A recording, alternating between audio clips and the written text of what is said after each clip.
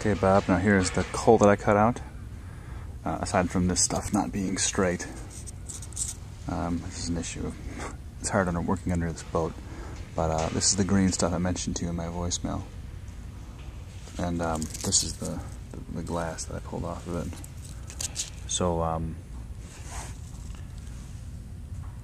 let's get this green stuff, which is pretty flammable, and it's quite thin, the hull itself.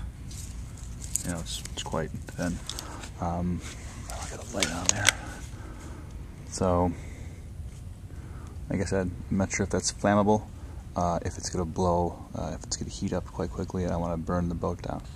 So I'm curious. I was going to put peanut butter right on there, just like I would in the rowing shells that you taught me last year.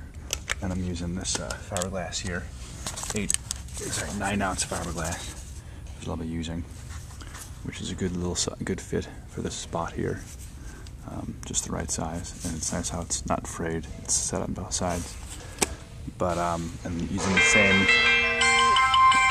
type of stuff as before in the class. Anyway, thanks, Bob. Any suggestions would be great.